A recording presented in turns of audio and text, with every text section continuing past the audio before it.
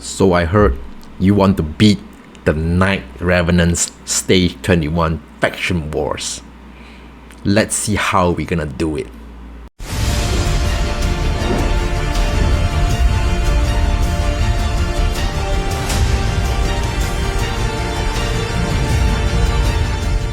Yo! Welcome back to another episode of Raid Shadow Legends, brought to you by Chaos TV. So, today we're gonna talk about Night Revenants Faction Wars Stage 21. How do we get 3-star on these Faction Wars? So, very quickly, let's go over the champion index. Okay. Starting from the REVS. I'm assuming that you don't have a stacked roster and you want to do this boss. Okay, so there are only a few rares that you can choose to use. Number 1, Coffin Smasher. Because of his HP burn, which is booked to 75%. Okay, this will be useful against the boss, but it's still very hard. You want to kill the boss in time because the boss will most likely gonna HP swap at the end. Okay, he also brings a decreased attack, which helps with your team's survivability, as well as a good passive, which will decrease the AoE attacks. The next guy, Executioner. I think this champion is farmable in one of the campaign areas. So A1 brings a good stun, not really a high chance. A2, however, is a very good CC to decrease the enemy speed, okay, and also decrease their turn meter. So this is very good against the Valkyrie waves, because think of it, Valkyrie has a passive that will decrease your team's turn meter if you're trying to buff your own team. That is very annoying. Okay, so he has a self-sustaining increased defense and counter attack on himself. This is a defense-based champion, so he brings a very good aura to keep your team alive. Okay, let's move on to the epics. Most of the time, you can just complete this Faction War Stage 21 with only epics. So I'll quickly recommend a few. First of all is Crypt Witch. She is essentially one target nuker, because everything in her kit is ignoring defense, so it's very powerful against the boss. She is trash everywhere else in the game, but very good in Faction Wars. She also brings speed aura for Faction Crypts. So the A1 will deal 30% more damage, but the boss will not have the buff on himself, so it's fine. What we want is the ignore shield and block damage buffs. This will be helpful against the Valkyries, because Valkyries also puts up the shield on everybody. Very annoying. So this one will help decrease the defense on the boss. This entire champion is used for the boss actually. So okay, it also ignores the boss defense. This also ignores the boss defense. That's about it. Okay, Pitiless one is trash. Necro Hunter is okay. We'll get to this guy. The new champion, I think Aishma, is okay because she brings the poison. Okay, this A2 is also very good. AoE attack also plays a weaken debuff on everybody, which will help you destroy the waves really fast. Okay, this is okay, not so interesting. Okay, a good passive to heal herself. We'll get to Sinisha later. Okay. There are a lot of epics in Night REVS, so the next the new epic Franox is quite decent for this faction wars. Okay. Her A2 is a big hit because it will inflict 100% more damage to the boss, because the boss, you're assuming the boss has no buffs. Okay. So this block buff is only one enemy, so it's not really interesting. Okay, let's move on to the important epics that we are actually going to use. Number 1 on the list, Miscreant Monster. I almost thought it's M&M. M&Ms. Can't resist them. Hey, Gilligan, couldn't have wished for a boat, huh? So his money shot is actually this, the A2, going to stun everybody and puts up the shield for your own team members. So the stun is not 100%, but it's better than nothing. It's a 50% chance. It's already better than a usual stun set. He also has a chance to stun at his A1. Imagine that.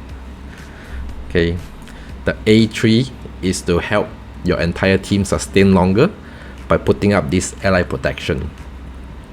But I would advise you to time this skill when you're going against the boss, because you do not want the boss to steal the ally protection. You do not want our beloved MM protecting the boss.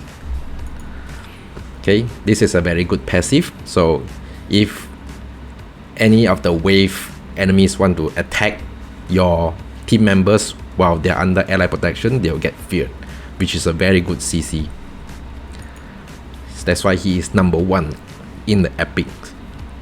Number 2, if you don't have MM, Senisha, but you have to gear Senisha in a stun set. Why? Because her A1 is an AoE hit. Okay, this is whatever, but we just want to stun the waves. Okay, she also brings a very good utility. The A2 will put one single target skills to cooldown and also heals an ally. But what we want is this. This is a very powerful HP balancing skill. If you lack survivability and healing amongst your team, this is a very good support skill. She also brings a good aura for Faction Crypts by increasing everybody's hit point by 31%. Okay, so if you have Senisha, obviously there's a combo to go with Skull Crown if you also have Skull Crown. Skull Crown is a well-known nuker in the arena. The A1 is an AoE as well. I would advise you to actually put Skull Crown in a Savage set rather than a stun set, because you need some form of damage at the last boss. I will show you why later. The A2 of Skull Crown also attacks everybody and places a 25% weaken debuff. So this is a very good passive for her to survive longer, and she will auto revive herself when Senisha is on the same team, which is very OP. Okay, this arena aura will not be using. So if you don't have Senisha, you can consider using this Tylesia. Tylesia has two, A2 and A3 skills are both AoE. That's why she can also be in a stun set. Additionally, she can also place 60% decreased defense on everybody. So imagine you're putting up the stun and then you're decreasing the defense of the enemies, which is so good. You do not have to book Tylesia, which is a good advantage for you. Saves the cost, because the decrease defense is for 2 turns, but we can extend it with her A2. Alright, the A2 will extend all debuffs on all enemies by 1 turn. The Hex is whatever, it's good if she lands. If it doesn't, it's fine. Okay, so that being said, CC is a very important part of defeating stage 21 of the Night Revenant's Faction Wars. Okay, so we got that covered then. Now the important part is the damage and the healing or revive. Number 1 on the healing and revive, REVS, is none other than this old lady. Yeah, old lady. Wait a minute! Who are you? Brings a perfect veil which will reduce the damage taken by everybody, and then she'll just heal every time they take a turn, which is crazy. Brings a single target revive. Nothing much need to be said about REVS. Okay, this is a heal. So if you do not have REVS, you can go ahead and use Doom Priest. Doom Priest, actually I'll be using Doom Priest as well along with REVS because I want to use the increased attack buff on everybody. Okay, she will also cleanse every turn. When she takes a turn, cleanse everybody by 1 debuff, and also heals them, which is really crazy. The aura is not really useful because it only benefits the force champion's speed. Okay, so for the epics part, these are the 2 best support champions in terms of revive and healing.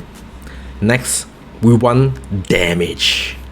We want to kill the boss before he gets back to his HP balancing, HP exchange skill, Number 1, you can use Mr. Faceless. Faceless, I think, is no stranger to everyone. The A1 is whatever. The A2 is quite decent. He can put up an increased crit rate on himself and then attack. The damage is decent. What we want him for is his money shot on the A3. This crazy skill will ignore 100% defense, which is crazy against the boss.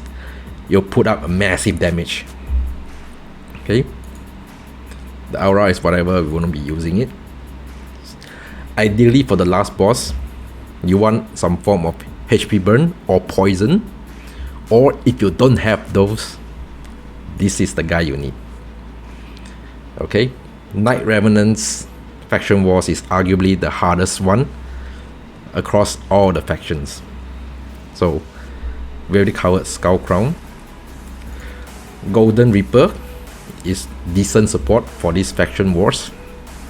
Okay, brings a decreased attack to everybody and increase your own allies' speed.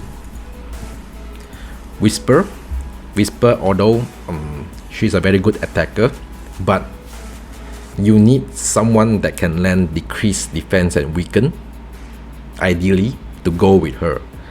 So her kit is going to do a lot of damage against the boss with her passive.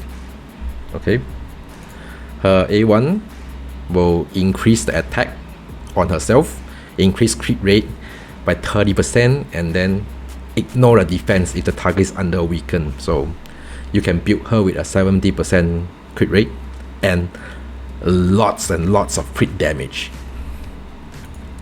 So she has the passive to support her by granting her an extra turn by chance. So she can usually start with her A2 and then into her A3.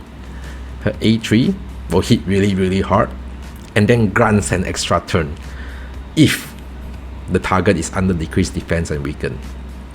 That is why she will go very well with a champion like a Lydia normally to decrease defense and weaken. Okay, so we won't be using her in these faction wars. Okay, so that's it about the epics. let's move on to legendaries. Okay, I'm just going to recommend free-to-play legendaries. Number 1, none other than REVS. REVS is a free login champ, if I'm not mistaken. Basically an upgraded version of MM or something similar, I'm not sure. Has an AoE attack on the A1, but she's already putting up the stun on her A2. It's an AoE stun, same 50% chance, books up to 75% chance, which is really higher than MM. Okay, very good. And also the same kit like MM puts up an ally protection. Okay, also plays an counter attack on herself. Very good passive, which fulfill and heal this champion's turn meter and their hit point. Nothing much need to be said about REVS. So I think that's the only free-to-play champion. Okay, just want to also briefly highlight what you can bring if you have these champions. Number 1, Hegemon. I hate talking about Hegemon because everybody else has it and I don't.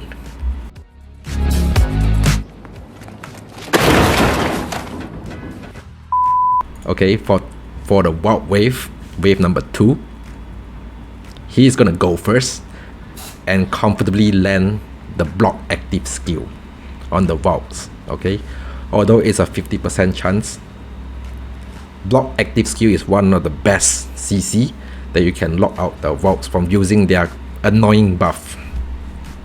Okay, number 2, Solus. Solus brings a lot of damage in arena. This is no surprise, but he also brings a provoke, which is very good for faction wars. Provoke will stop the Valkyrie from using their skills. Okay, think that the other one which is good is Bystophius. Bystophius for the A2, it's 100%. Sorry, not the A2, A3. It's the 100% chance to block active skills, but Bystophius may weak hit against Valkyrie. That's the only downside. Okay. I think Tia is a free-to-play champion from the Doom Tower reward, but she needs to go with a Hex champion, so she will go well with Tylesia. Okay. Shamnef, if you have, very solid nuker, obviously. Okay. Drang for the HP burn and also the HP balancing. This skill is very strong if you lack healing amongst your team. Then he puts up the burn that cannot be resisted by the boss. This is very good to kill the boss quickly. The next 2 guys are really OP for the boss. Actually 3 guys. Number 1, none other than Theodore. Theodore, everyone already know he's a dungeon solo guy. So he basically puts up poison and then activates poison by himself. He's doing everything by himself. Nothing much need to be said about this guy. He will kill the boss really quick. The next 2 guys is Calvalax. Calvalax puts up poison with his passive on the boss and then hits the boss really hard, especially on the A3. The A3 will scale based on enemy max hit point. Okay. Number 3, Tomb Lord. Tomb Lord also places poison, actually basically 4 poisons if you critical on the boss, and also brings a decreased attack, decreased defense, and a chance to reduce the turn meter, and also brings a decreased speed, which is really good to slow down the boss from getting back to his HP exchange skill. Yep. So those are the recommended champions that you can bring. Okay, let's showcase what is how do I do Faction Wars 21. Okay, so go on. Okay, so this team comp, I'm assuming that your roster is not really stacked and you only have these epics to do the Faction Wars. So it's going to be slow run, not the fastest run in the world, but at least it get things done. Okay, so okay, wave 1 is whatever. Okay, so MM might weak hit here, faceless with a big hit, and skull crown. Wave 1 is easy. Let's quickly go through wave 1. So okay, what you need to do, what you need to know about wave 2 is there are 3 Valkyries which are really annoying. So you have to be really careful with your buffs. So over here, I will prioritize Rector's perfect veil over the attack up buff. So I'm gonna A1 on Doom Priest. Look at that. Wow. All these vaults are just gonna take a turn regardless. Look at that. MM with the stun coming in. So actually I'm gonna save faceless, big shot. Now we buff attack up. Okay,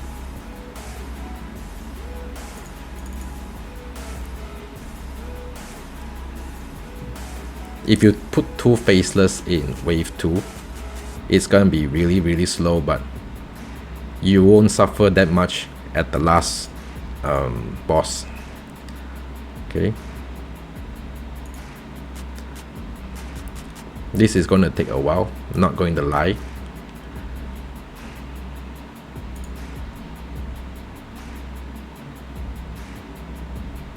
So the faces will just one shot the walks one at a time. Easy. Okay, so we are at here, saving up our skills for the last boss. So what you need to understand about this boss is, if you have buffs, like me right now, I have a shield buff, he's gonna steal it when he takes a turn. He's gonna use this skill, steal it, and if he has any debuffs, he's gonna transfer it to you. Very oppressive. This is his big backup skill, which at my current team there's no way of avoiding him using this. Okay, but he will have a 12 turn cooldown after he swaps his HP with one of your team members. So ideally you want to kill him fast. That is why it's better for you to manual, and you have to time your skills based on these skill from the boss. Okay, so we don't want to have any buffs at the beginning, because except perfect veil. If Rector puts up perfect veil, he cannot steal perfect veil, which is awesome. Okay, I'm gonna one shot the boss. Okay, so boss takes a turn, going to take our shield, expected. Ideally you should gear Miscreated Monster in a bolster set. Back then, 10 years ago, there wasn't any bolster set, there's only shield set. Okay, so let's move on. Okay, so you notice there's a 3-turn cooldown. If you want to use miscreated monsters, A3, you need to use it now because you don't want the boss to take this buff when it's still available. If he takes it, then becomes miscreated monster protecting the boss, which is very annoying. So ideally you want to kill the side ads first, because they'll be just doing their job, which is to annoy you. Okay,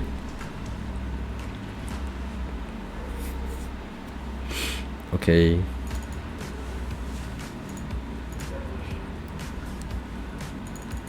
puts up a nice stun. Over here you can use Rector's A1 to try to land attack down on the boss if you lack the survivability.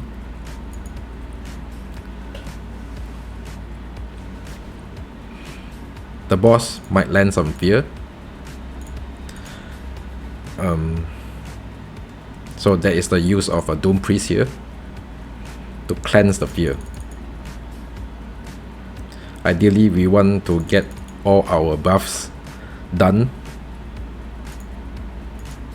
before the boss takes a turn. Remember, the boss cannot steal Perfect Veil. Look at that. Unfortunately, he stole my Skull Crown's buff. That's fine. So that's one side ad done.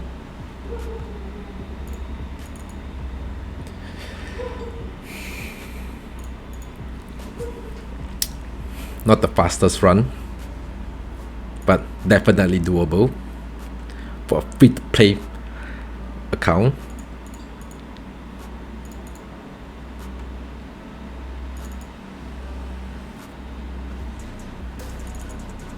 I'm gonna kill the side ads really quick.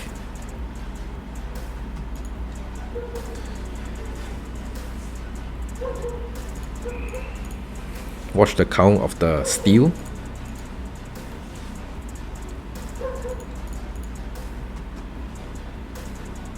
Okay. Look at that. Faceless going to do his job now. Finally, he says, finally, I get to work.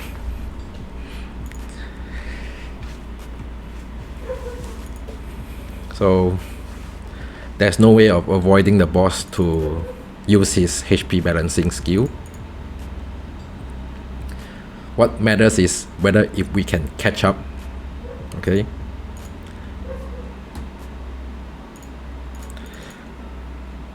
So that's why damage matters here. Okay.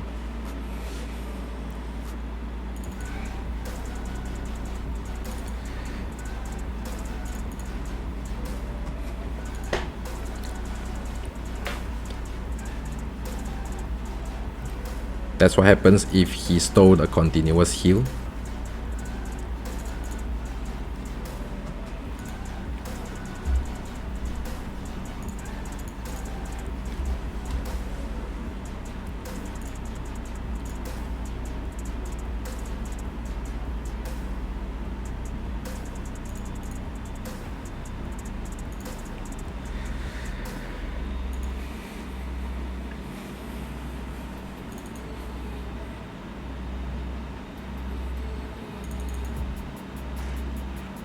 This brings me back to the memories of me first clearing this stage 21 faction wars. Yeah, I think I took around 20 or 30 minutes, which is crazy. Okay, right now the boss is about to swap the hit point. We're gonna save Faceless A3 for when the boss swaps, so we get a good lead, good head start. Save up all the big skills. There we go. The health swap. Now it's our true fight back time. Let's see here. 3 turns? No. We cannot land stun on the boss, that's fine. So now it's our time to catch up.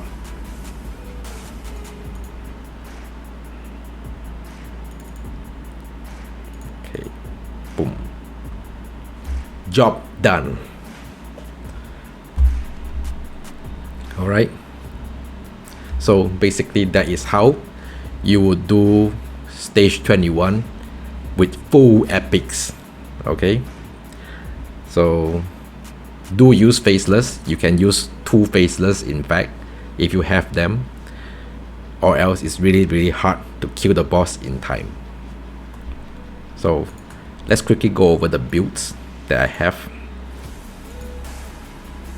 So hopefully it will give an idea of how to build. Okay, so start with Miscreated Monster. If you have bolster set, just put him in bolster set so that the boss cannot steal the shield at the beginning of his turn. So my stats are relatively good hit point, decent speed, and decent accuracy to land a stun. That's about it. For faceless, for MM, let's go with the masteries. I don't really have masteries, but you can opt to, instead of the offense tree, you can opt to come down to fearsome presence. This would boost the chance to stun. Okay, doesn't really need the accuracy tree, just good hit point on the support tree, that's all. And then this will just boost the shield value. For faceless, you do need masteries on faceless. Okay, the offense tree, you can go down to Forest Execution to boost the crit damage because his money shot ignores 100% defense. Okay, don't really need books, so faceless is better. Doesn't really need Savage because he's already ignoring 100% defense. So I'll just put him in double crew set and some speed. So this is his stats. Close to crit cap, it's fine. Good crit damage. Can boost the attack even further, but I got it just enough to clear this faction wars. Okay, you need quite a decent amount of speed for him to get back to his skill. The next is Rector Draft. In typical regen gear, decent speed, good hit point and defense. Okay, the masteries going down the support tree all the way to timely intervention, so she'll get to the revive skill faster. Okay, defense tree, some survivability. Right, Skull Crown. Skull Crown, ideally you should put Skull Crown in a Savage set. Okay, relatively slow. If you can, try to increase the speed of Skull Crown. So I'm just putting her in a crit rate glove. If you can afford it, try to put crit damage glove instead. That would make the run faster. Okay, when with a attack banner, that's about it. Doom Priest is in a unique frenzy set. Okay, why frenzy set? Because I was using Doom Priest to do bomb out in Doom Tower Heart, and this will increase the turn meter very fast. Masteries, when with a resistant tree, don't really need this for faction wars, and some good healing masteries. Okay, so the stats will be quite fast, 250 speed, good hit point and defense. That's about it. If you want to look at my Senisha, in a stun set, relatively fast, not much attack. Okay, her primary job is to stun the target, so you can use her with a Skull Crown. Alright, if you don't have a Senisha, you can use a Tylesia. in the same build. That's it for today. Hope you've learned something new to help you clear Night Revenant's Faction Wars 21. So if you like my content, please like and subscribe, and I will see you on the next one.